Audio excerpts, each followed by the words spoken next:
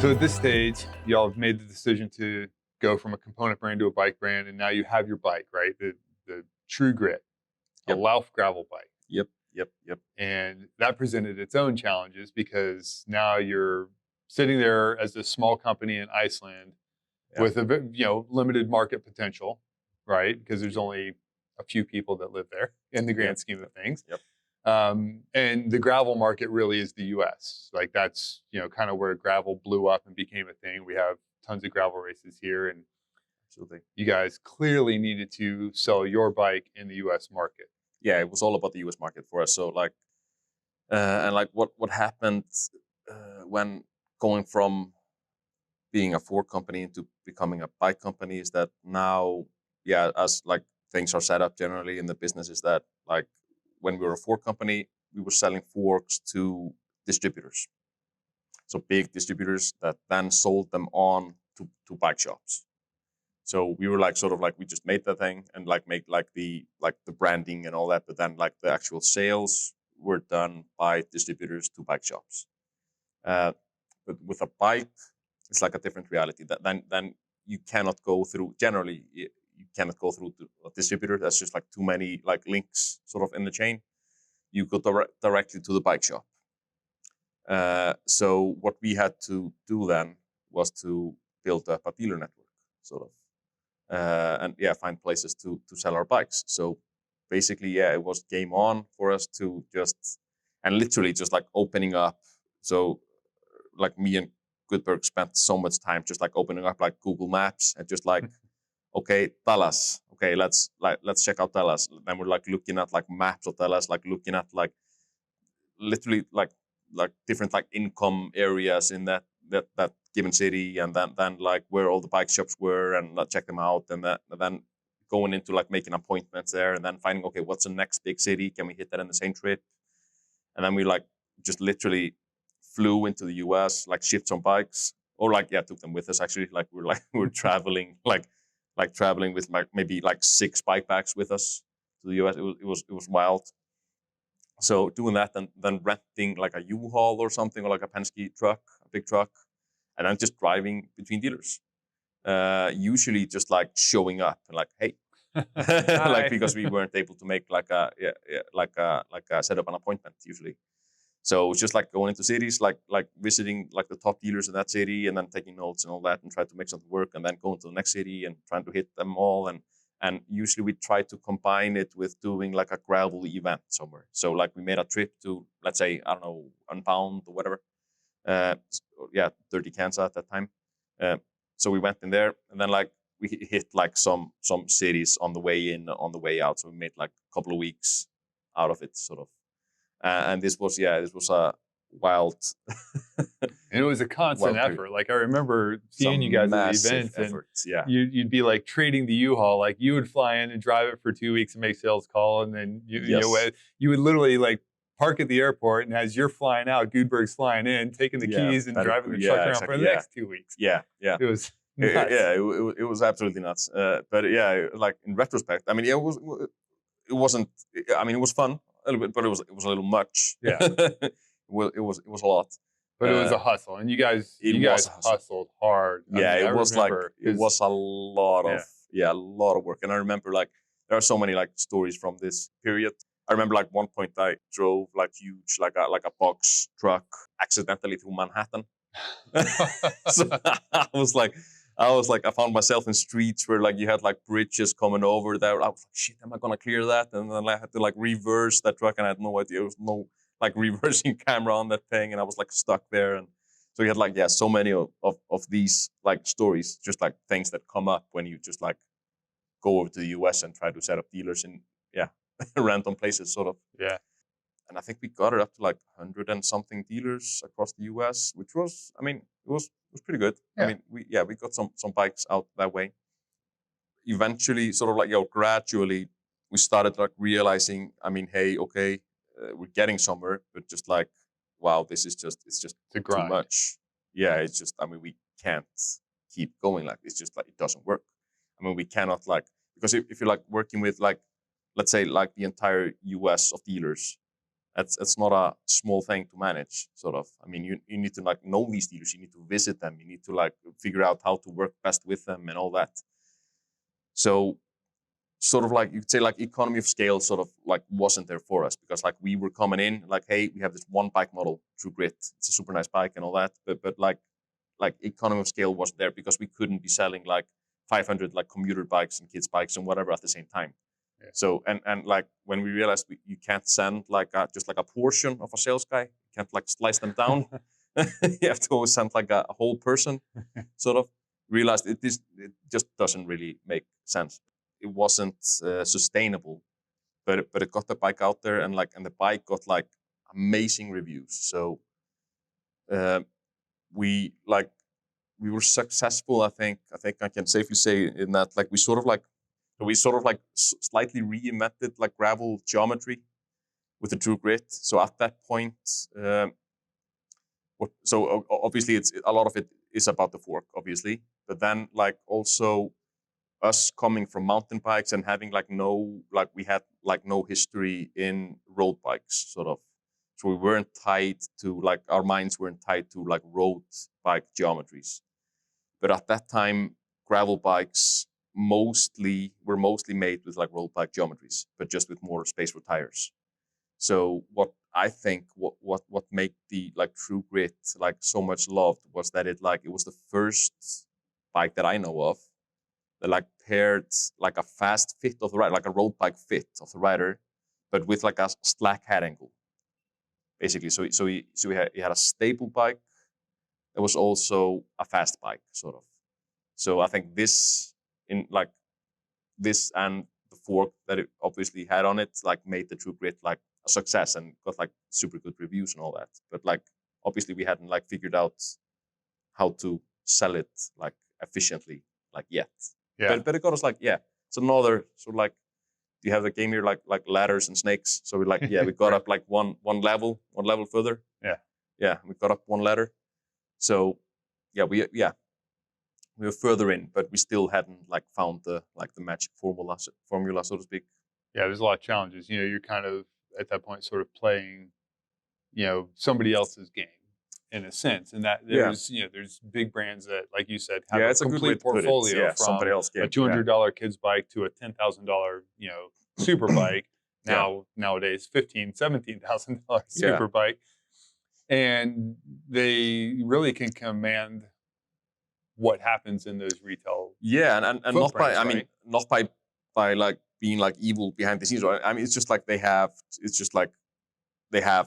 momentum, they have mass. It's just like they own that channel. And I'm not saying that they're like I it's said, not necessarily nefarious, but it's, you know, if you look at it from the dealer standpoint too, the dealer might be like, well, I can deal with this one vendor and get everything I need. Exactly. I mean, instead of dealing with 30 different vendors and all these other invoices, and it becomes a lot of work, right? It's why everybody orders from QBP, because you just get everything you need from QBP. Yeah, it's one-stop shop. Yeah.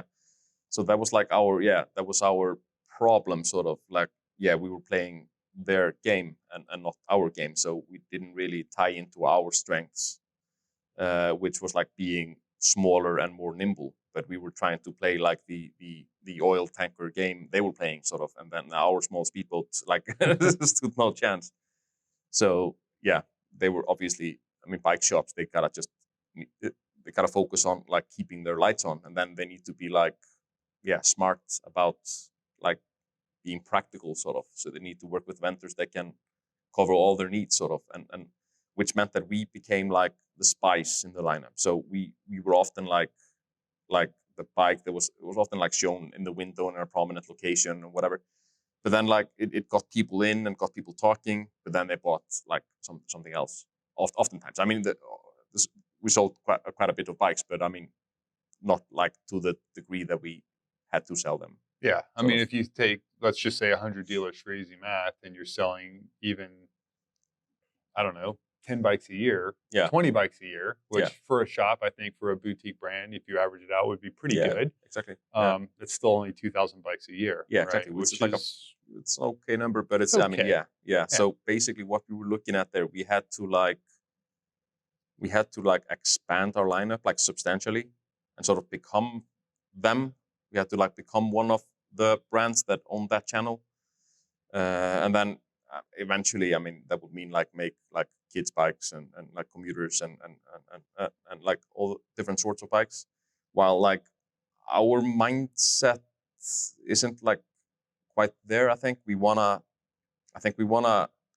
like, we think it's more fun to be like, I don't know how to put it, like free. We're free. We can do like whatever we want. People just like come to our website and buy our bikes if they want to, but we aren't like obliged to fulfill like dealers' demands. As you obviously are when you're like a big company that has like a big retail network, where the retailers are like counting on you to fulfill all your demands.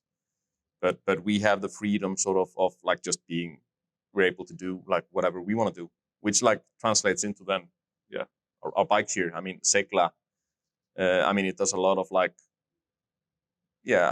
things that I think big brands wouldn't want to do, because it's like, it's a one pie only gravel bike. It's the first one I know of, at least like it that does it in a big scale. And that of course like excludes a lot of people. A lot of people want a front derailleur on their gravel bikes, but we're like, we don't. Yeah, you kind of have the freedom to be a little more unique when you don't have to satisfy everybody. Exactly, which is like, we like that position. It's fun. It keeps it fun. We can just like, we can create the things we want to create, and people then just either like them or not, sort of, which is, and eventually, I mean, it's all about fun. I mean, that's like, if it's not fun, I mean, why are we doing it, sort of? So it's like, well, we're getting ahead of ourselves a little bit talking about the Segla, but I think it came down to the fact where, again, you're looking at the numbers and you're like, this is great, we're doing okay, but it's kind of like the forks, right? It's great, it works, but it's never going to get big. And so now you're looking at this dealer network that you guys spent a few years, a couple of years, just crushing like, yourselves to build. Exactly. And then it's like one day you're like, God, this just isn't going to work long term. Yeah. You're like, I mean, we're like, okay, shit. Yeah, I mean, we need to like expand our lineup to like this many bikes, and we need to get like this size investment in and all that. Then we can play this game. Or do we just like put it all on the line, just like rob all our dealers like overnight, change our entire business model yet again? So this was pretty like, this is probably one of the, if not the most difficult like decisions like we've made, because like, even though like, I think we had like known for a little while that like this was the way forward for us, because like, lots of things, like our brand is unique and all that, and people, we thought they would actually want to come to our website to get the bikes because we offer something different. So for us, it would make sense to just do like stand alone and offer it ourselves. But even though we thought we knew this, it's like, it's hard to take something that you've built up for 2 years and then just like, it's sunk cost fallacy, right? It's like, oh, I put so much work into it, I can't stop doing it. It's mentally, it's easy to get like trapped there. I mean, but then at the same time, that logic isn't logical, sort of. It doesn't make sense. I mean, it doesn't matter how much work you put into something. If it isn't the right thing, then I think compounding that though too is that you created a lot of relationships and friendships with these dealers, right? You'd see them not just when you went on the sales calls, but you'd see them at the events that you guys sponsored and supported, and you'd ride with them and race with them and hang out with them, drink lots and lots of beer with them. Exactly. So it's not just math.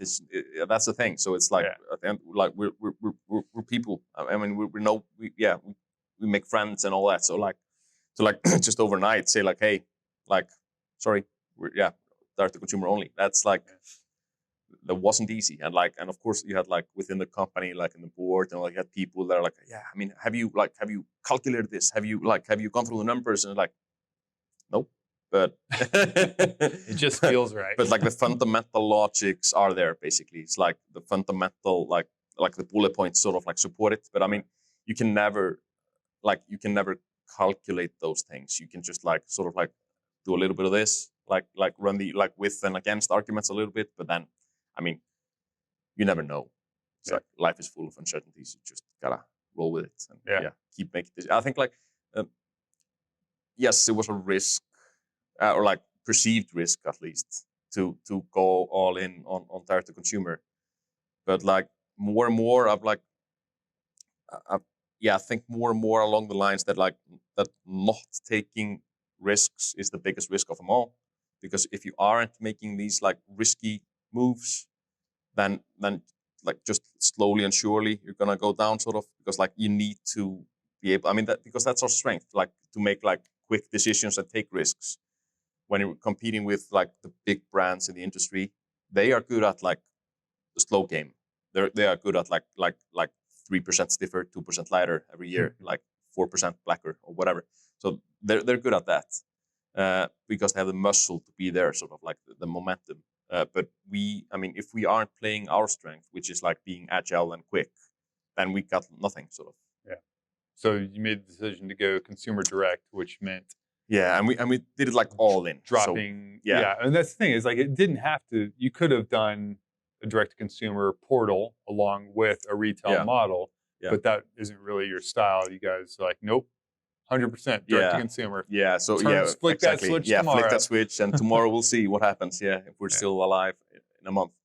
So to me it was like it was clear that we had to do it that way. To me, I mean, not so what happened agreed. like with all the dealers that you guys had? Like, how did you deal with that?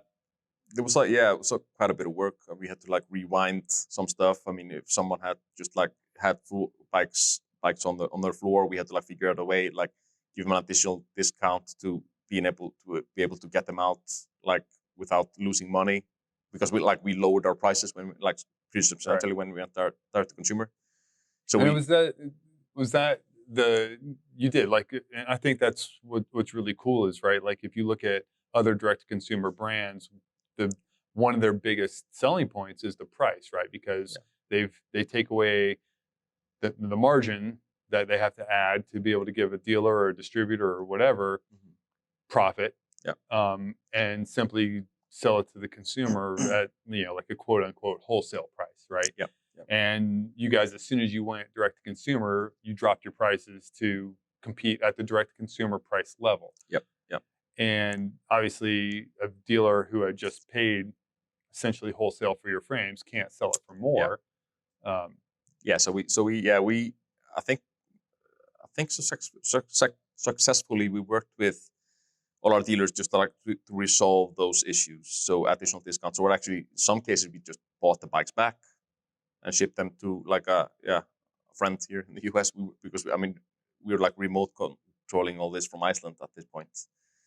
So we just case by case we just figured it out, sort of. So it was a lot of work, but I think like nobody was left unhappy, not that I know of, at least. So why did you decide to go full consumer direct as opposed to a mixed model and keep retailers? Because having your bikes in a showroom somewhere can be a great way to introduce somebody to the brand, and like a lot of people don't like buying. I think it all depends on like, I mean, for example, it depends on what your like brand is and what your product is, like what is the best. So I will never say like this is the way you should do it, but in our case I think this was the way to do it. I mean, if you do something slightly different, maybe you have a different best path, but like in general I think like our like what we sort of like wanna bring and I think are bringing to the game is like making decisions. It's like saying no to things to make something even more focused and better at something.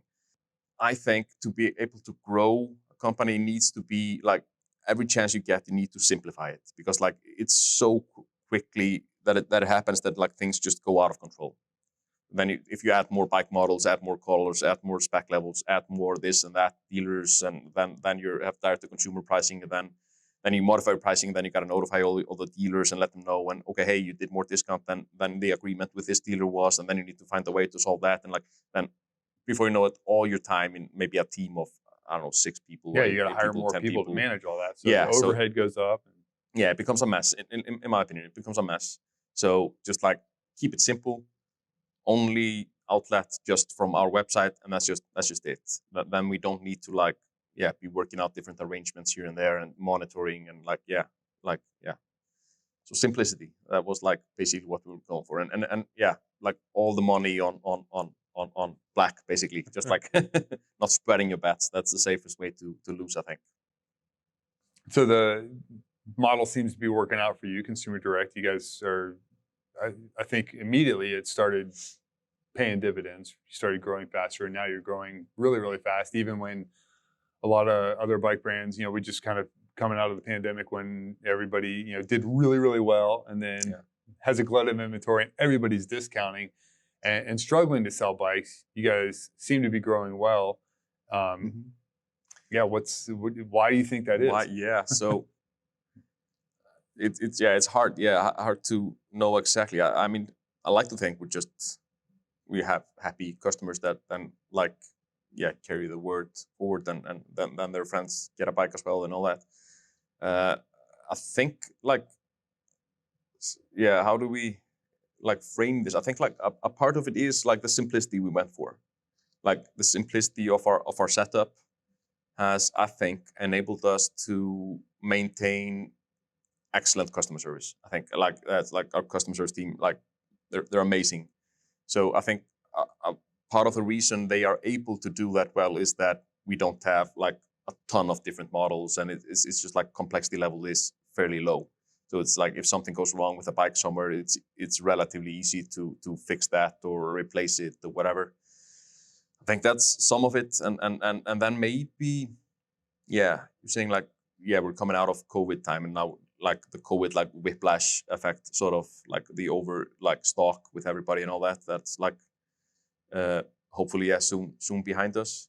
But in the middle of COVID, when everybody was selling a ton, I think again our strength there was that we were small, quick, and agile. So we were able to make quick decisions on what inventory to bring in, and we just made the orders like that. While if we had spent a week more on that decision, should we do these radiators or those radiators and how many and all that, then we wouldn't have got any radiators basically. So we were able to keep inventory level relatively healthy through the pandemic. I mean, we're out of bikes several times, but it was relatively okay. And probably that became our springboard, sort of into then we probably got the required sort of mass of bikes out there, and then they've been sort of normalized. So when you go to a gravel race now, you see our bikes all over them. So what used to be something people were a little bit afraid of, probably our forks, because they're so different, has reached that, I think, critical mass of people generally trusting them. And knowing if you know someone who has one, and then you can ask him, hey, is it any good, and all that, then you're willing to make the leap and order it online. Yeah, so I think you benefited from, in hindsight, you look at all the work you guys did, going to the races, going to the shops, and everything else, and you got the bike out there, and now it's sort of normalized. Not just the brand, but even suspension on a gravel bike. Right. And then because back then when we were going to the dealers and to the events, then it was all about just people were shit, I mean, is that gonna work, that fork? So I mean, it's easy to forget. I mean, but that's where we were, sort of.